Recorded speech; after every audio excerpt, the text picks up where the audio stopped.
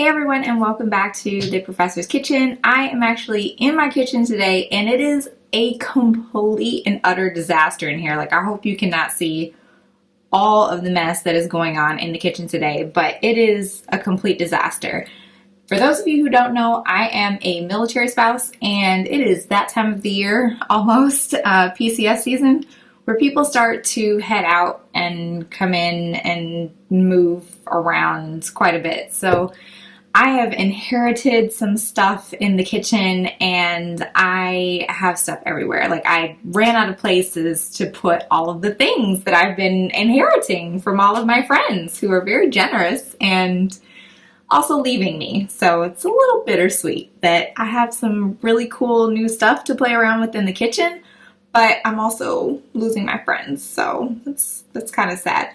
But I thought it might be a good time for me to play around with some stuff in the kitchen and really have some fun. The number one requested dish or dessert that I make is my peach cobbler. Pretty much everyone that has ever tasted my peach cobbler absolutely loves it. And I really love making it. I never make it the same way twice. A few of my friends have been fortunate to learn the recipe in the kitchen with me. I've prepared the recipe with them, so they know like what goes into it and that kind of thing. But for the most part, it's a bit of a secret. I keep it kind of locked up, and I've been accused on numerous occasions of leaving out ingredients in order to like mess up somebody else's recipe and have mine be the best one all the time. But I swear I'm not doing it on purpose. If that has happened, if I've taught you the recipe and maybe it tasted like something was missing from it, maybe I left something out. Because like I said, I never make it the same way twice. I don't know. So I am going to go ahead and clean up the kitchen today, and I'm going to do a little bit of playing around with my peach cobbler recipe because it is really super versatile once you get sort of the basics down, and the basics being just the filling. So once you have figured out how to add the ingredients in there in the right proportions and stuff, it makes it a lot easier to then make just the topping. For instance, you can make the filling as just a topping for a peach cobbler cheesecake, which I've done before, and it's super yummy. Or you can use the filling for peach cobbler apple turnovers or peach cobbler turnovers. And, you know, put a scoop of vanilla bean ice cream on it or something like that, and it is absolutely delicious. So my good friend PJ just gave me some of the cutest little graham cracker pies. They're like little mini pies. So today I think I'm going to make my peach cobbler filling, and I'm going to add it into these tiny little mini pies just for fun, just playing around in the kitchen. So if you want to see my peach cobbler recipe, then stick around for the rest of this video. I'm already in the kitchen, so I have to whisk myself into the kitchen because I'm here in the kitchen. And I'm going to make this peach cobbler, these little mini peach cobblers today in the Professor's Kitchen. Join me. Come on. Hey guys, so this is like literally my struggle kitchen here. This is military issued kitchen that I'm dealt, not chosen special fancy kitchen. But I'm going to do the best that I can. I don't think I've made a peach cobbler since we lived here, since we moved in. I don't remember. But I never make my peach cobbler the same way twice. Sometimes I make the crust from scratch, which involves using Crisco and like actually making the crust, like flour and Crisco and salt, and it's great. It takes a really long time to make, but it comes out really good. I'm not going to do that today. Like I said, I have these really cute little pie crusts, these little ready-made pie crusts that I'm pretty excited to try out. I've never used anything like this before. I've used similar ones, but usually the bigger ones. But how can you resist? They're so little and cute. I can't wait to use it because they're so little and cute. So I'm going to use these today, and there are 6 of them in each pack. I'm also going to try to make whipped cream from scratch using sweetened condensed milk, which I have not done before, but I'm gonna learn today. we're going to try it. We'll see what happens. And then I think I'll just kind of top the mini peach cobblers with the whipped cream, with the freshly made whipped cream. I don't know. We'll see what happens. So the first thing I'm going to do is just get the cans open of the peaches, and I have 2 different kinds of peaches today, so this should be interesting. I don't think it'll make a difference, but I have Del Monte, and then I have like my German can of peaches, Pfirsche.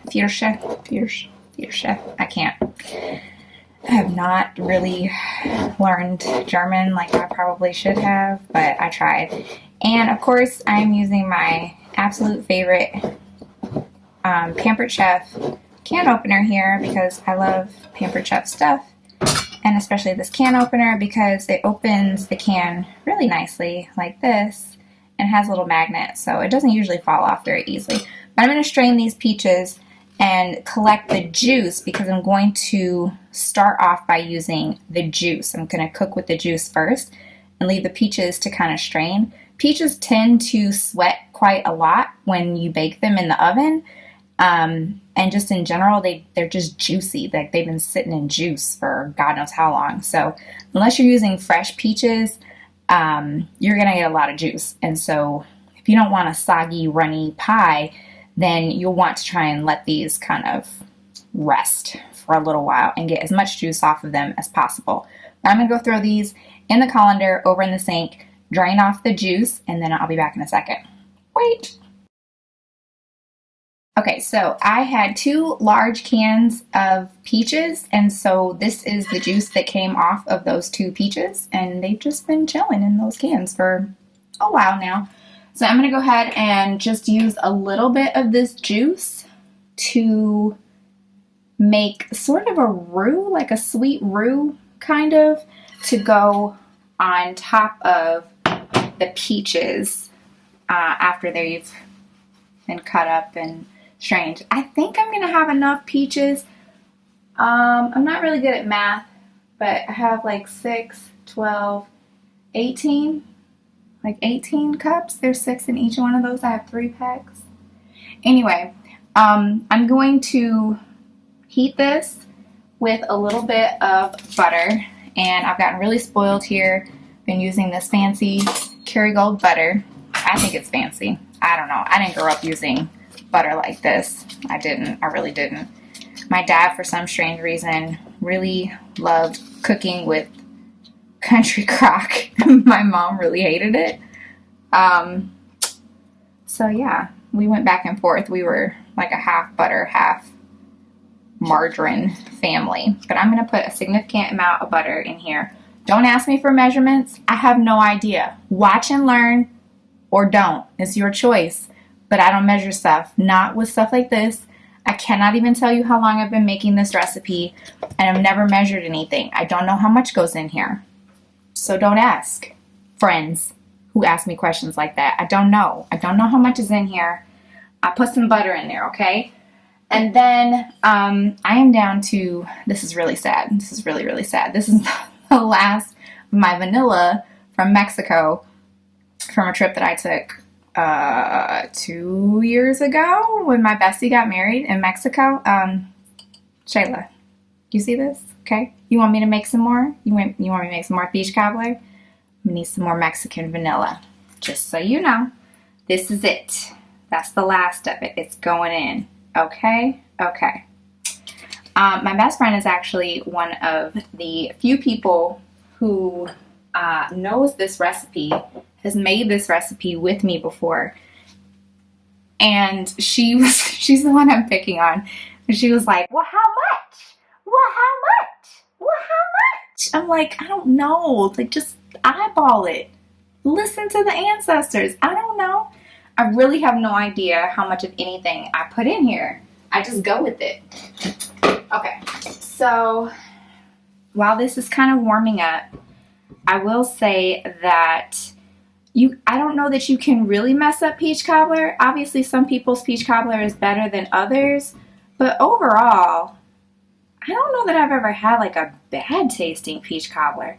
Just don't do any like crazy Karen stuff and put raisins in it or anything like that, and I feel like it's fine. Probably need some more butter in here though. Maybe just a little. So I'm gonna put some more butter in here, and you can, if you want to, you don't necessarily have to. You can thicken it up a little bit by adding some cornstarch, this stuff. You can add a little bit in there just to kind of thicken it up, especially for something like this that's going to go on a graham cracker crust instead of like a firmer, more solid crust. You know, graham cracker is kind of crumbly and stuff, and it falls apart. And you don't want the juice to just kind of fall out of the pie. So I think for this I'm going to add a little bit of cornstarch just to thicken it. All right, so I got this wet and I shouldn't have. Those peaches were a lot bigger than I thought they were going to be. And one can was sliced and then the other can is halves. So I'm gonna have some fun cutting those up. They're slippery little buggers. They're really hard to cut, but I'm gonna do the best that I can. All right, so this is getting kind of warm. My butter is melting in here. It's starting to smell pretty good, pretty good. I don't have like any of my seasonings, but I'm gonna go ahead and put just a little bit of cornstarch in here. It just wouldn't be my kitchen if there wasn't stuff flying all over the place. So I'm gonna sift just a little bit of this in to thicken it up a bit. A little goes a long way with cornstarch and any kind of thickener. I am notoriously bad at making gravy simply because I don't know when to stop adding thickener most of the time. I've gotten better over the years, but I still don't even try making gravy because I'm that bad. I'm that reckless with it. Okay, that should be enough though, I think. All right, that is getting thick, which means I can go ahead and add in the juice from the peaches. This always just smells so good. That's another indication of whether or not it's done or it's ready. You can tell after a while if you make it, enough. You can tell by the smell whether or not I can anyway, whether it's sweet enough or if it needs something more or less or whatever. To me, you can tell by the smell. I just I eyeball it and I sniff it a lot. Because you're working with so many different kinds, that might actually be too much juice. We'll see in a minute. Because you're working with so much sugar, you'll want to be really careful about taste testing because you will burn yourself. There's just no two ways about that. You will burn yourself if you're not really, really careful when you try to taste test this. So I don't do a whole lot of taste testing. I just kind of wait until the end. But it doesn't mean that I don't have my nose like angled over the pot as much as possible. And I'm constantly checking the smell to make sure that it smells the way that it's supposed to. Also, I tend to use real alcohol. If you are not the kind of person who drinks alcohol, likes alcohol, can tolerate alcohol, most of it cooks off. I tend to cook and bake with a lot of alcohol, and I never really worry about giving it to the kids or anything like that. One, because I don't put a whole lot in there, and two, because it does cook off. And you can always Google, how alcohol cooks off of different dishes and stuff like that if you want to, if you are super careful. I'm not. I mean, if the kids get a little bit of brandy in them and it helps them rest at night, it's not the end of the world, really. It's not. And they haven't really gotten that much. It's not like I'm giving my kids shots of bourbon and brandy and rum and stuff. I would never. But if they get a little bit of bourbon and some mincemeat pie, or if they get a little bit of rum and a peach cobbler or something like that, a little bit of wine and some sauce, some red sauce and some spaghetti or whatever, I'm just not worried about it. They'll be all right. They're fine. They're smart little things. So it's not affecting their brain cells in any way. And it might just help them sleep. Okay, so I typically use dark brown sugar and light brown sugar. So I'll start with the light brown in here. And I try to use more of this than I do white sugar, because the white sugar to me just makes it overly sweet. I don't think that it needs to be unnecessarily sweet. It should be sweet because it's pie, but again, I'm eyeballing this. I have no idea how much to put in there. For fruit pies, I feel like I haven't made a whole lot of fruit pies before. I used to make a lemon meringue pie with my grandmother, and I've never had the guts to try that one on my own, though I probably will try it at some point because it's really delicious. And now that I've tried my hand at that, the Italian meringue buttercream, I feel like I'm comfortable enough after the one time. I think I might try it. I'm gonna try an Italian meringue, or a meringue pie, period, and just see how it goes one of these days. One of these days. If anyone wants to see me try and fail to make a lemon meringue pie, feel free to let me know in the comments if you want to see that. It should be pretty funny, pretty interesting. We'll see. We'll see what happens. Okay, so light brown sugar and then the dark brown sugar. I'll add a little bit of dark brown sugar in there as well. I will add some regular white sugar in there. Oh, my scissors. Am I the only one that can never find my kitchen shears when I need them? They're, jeez, making a huge mess. I can never find my kitchen shears when I need them. I never know where they are. We use them a lot for a lot of stuff, and so they always end up in the dishwasher or on the table, because we cut up meat and veggies and all sorts of stuff with the kitchen shears. And then we wash them, of course, because that's what you're supposed to do. So that they're clean for the next thing that you cut, and you're not cross-contaminating. That's bad. Okay. So dark brown sugar is in, and it's getting dark in there, but that's a good thing. That's a very good thing. And it's pretty thick, all things considered. It might need a little bit more cornstarch, but we'll see once I've added in some of the other stuff in here. All right, so we have light brown sugar and dark brown sugar in there already, along with the peach juice and the vanilla.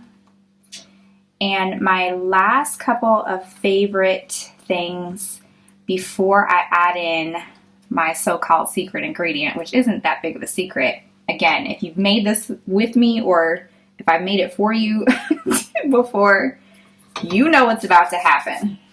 You know what I'm going to add in here. But in the meantime, I need cinnamon and cloves, cinnamon sugar as well, and nutmeg. So I'll start with the nutmeg. Nutmeg can actually make stuff kind of bitter sometimes, but it does improve the taste of some things that you might be surprised that it could go into. I don't know.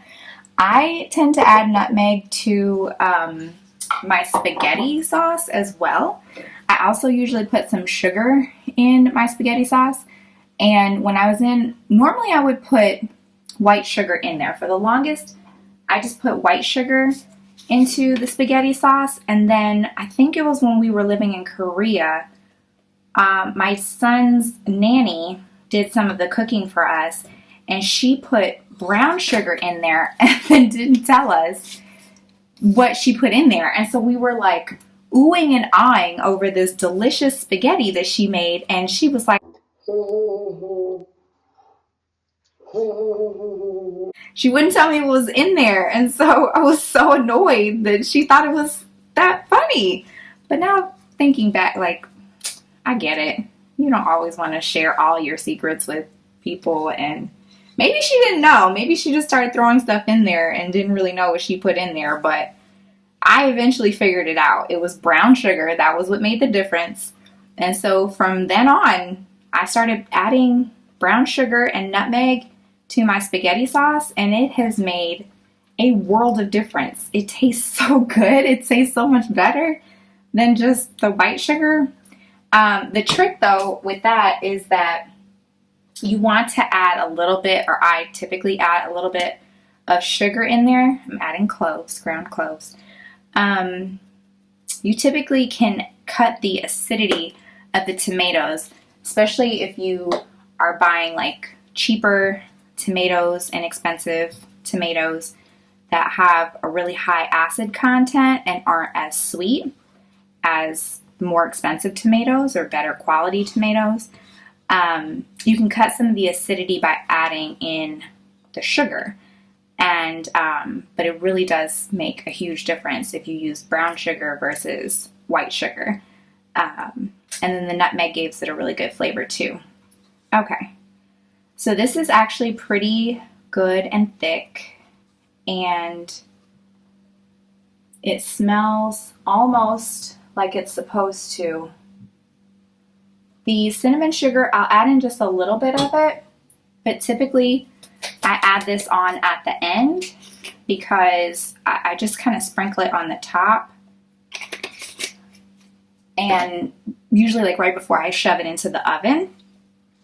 And so it kind of crystallizes and caramelizes on top of the peaches if I'm doing a full cobbler or full pie. So with the cobbler, I'll just kind of do a lattice on top. Occasionally I will do a double crust where I'll do a full crust on the bottom and then the lattice on the top. And then either way, the lattice will get the cinnamon sugar on top of it so that it kind of caramelizes in the oven. I've also done this as a peach pie for my husband, who doesn't really seem to like cupcakes or cake at all. I don't know why, but he doesn't. And so for his birthday or anytime he has some sort of special occasion, I tend to make him a pie of some sort. So I've done peach pie, I've done apple pie. He loves apple pie, especially like a Dutch apple pie, which is probably my favorite, and a few other things. Oh, sweet potato pie. I've done a pecan pie for him, and I say for him, obviously I eat it too, but because I could also eat cake or nothing at all, it's really for him. It's really truly for him. Okay, so secret ingredient, not so secret to friends of mine who have tried this before. I usually use Bacardi 151, but beggars can't be choosers. I'm pretty sure that someone gave me this bottle in this condition and that I didn't purchase it this way. So thank you. Here's my prize to whoever gave me this bottle, because you've contributed to my boozy baking habits. So that's what's going on right now. I'm going to put a little bit of this Bacardi Gold Puerto Rican rum in here. I've also used Jamaican rum. My husband and I got married in Jamaica, and so I brought a little bit of that home. A little bit. Well, we had probably 2 bottles. I think we came home with like 2 or 3 bottles of Jamaican rum. Jamaican spiced rum is just so delicious. It's so good, and it went down really well. I think it got baked into a lot of stuff, to be honest. I don't just drink hard alcohol very often, so I'm pretty sure that it got baked into something. Several somethings, lots of things, lots of different things. It got baked into lots of different desserts, and now it's gone. So shout out to whoever gave me the, I think it was probably Patrice. Thanks, Patrice. I'm pretty sure it was Patrice that gave me the Puerto Rican Bacardi spiced rum. So thanks for that. Because now, yeah,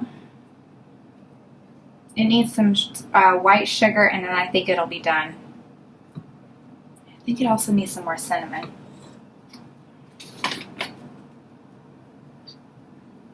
You guys probably think I'm crazy right now, like sniffing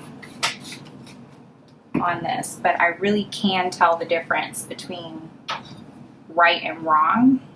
Yep, that looks to be better already. When it comes to just smelling this concoction and making sure that it's right.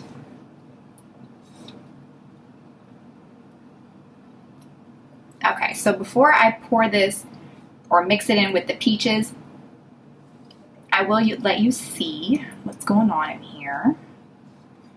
And unfortunately, the rest of this peach juice is really just going to get dumped out because I don't think I need it. I'm hoping that I have enough to fill all of these little tiny things. If not, I guess I should probably save the peach juice just in case I have to do this again and add more peaches, which I don't have. Whoopsies. Okay.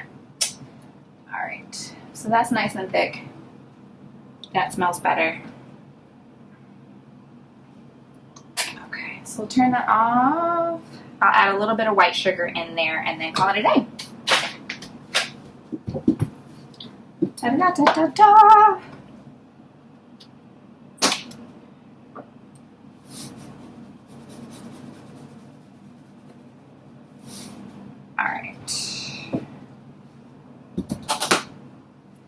So now everything is pretty much in here. It's all just kind of staying warm. I've turned the heat off completely at this point because I don't want it to stick to the bottom of the pan or burn on the bottom of the pan, whatever. I don't want it to burn, so I've turned the heat off and I'm just kind of mixing it a little bit more to get the regular sugar worked in here.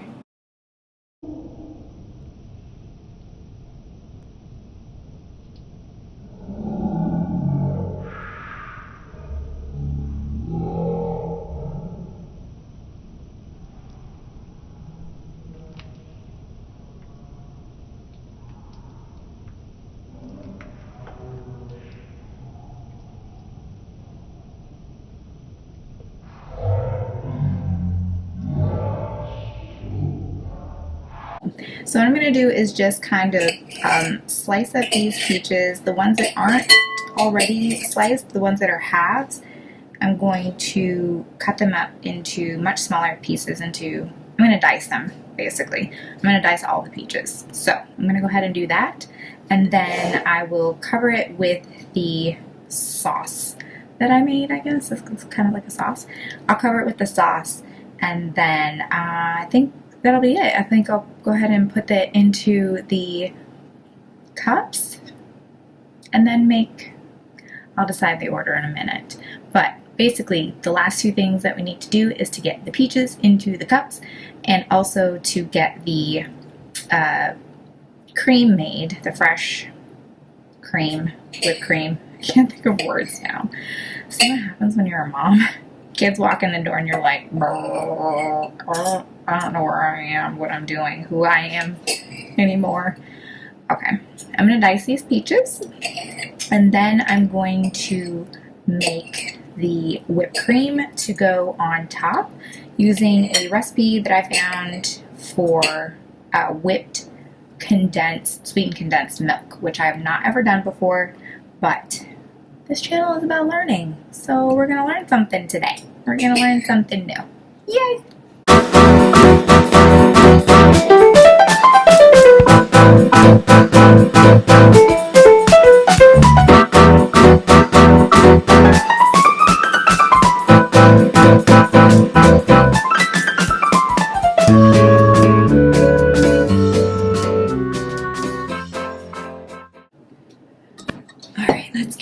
get sauce over in there.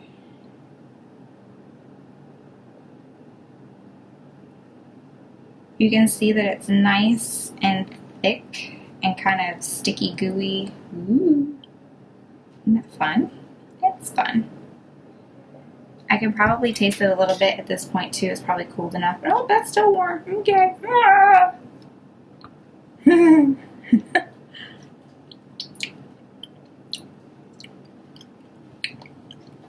That's good.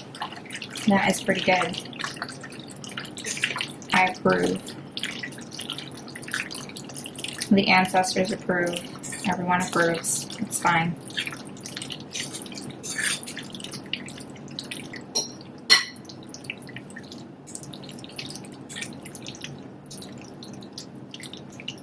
All right, and that is it. The filling is all done, and so now it is time to go and play around with some sweetened condensed milk and hopefully get edible whipped cream from scratch to go on top of these cute little mini peach tarts. Cobbler lints? I don't know what to call them. Make up a name. Okay, so supposedly the trick to this whipped cream with the condensed milk, because condensed milk has such a high fat content, is that you have to get it really, really cold. So I may completely screw this up. You're supposed to freeze the beaters and the bowl that you're supposed to be preparing it in, and like open a window or turn the AC on and like have it in an ice bath and all this stuff. I did have the beaters in the freezer. They're cold, they're chilled, and I do have ice and ice water or cold water.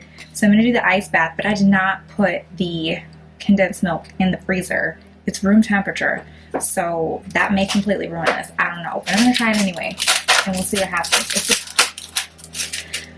It's supposed to stay in the freezer for like 30 minutes before you even attempt this. So I'm just going to try and get the water really, really cold.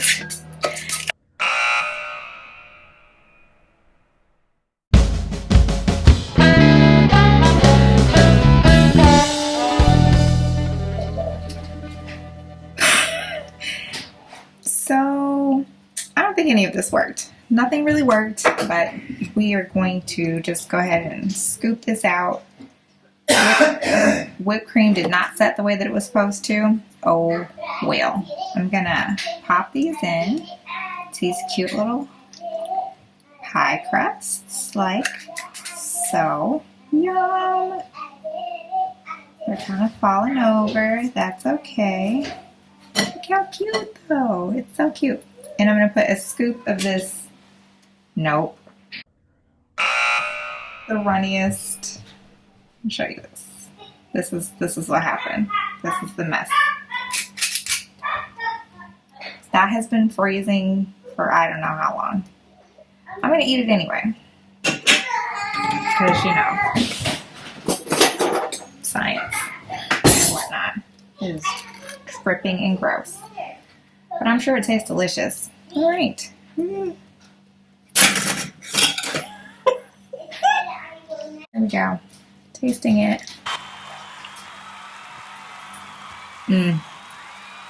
At least it tastes good, right? Oh well.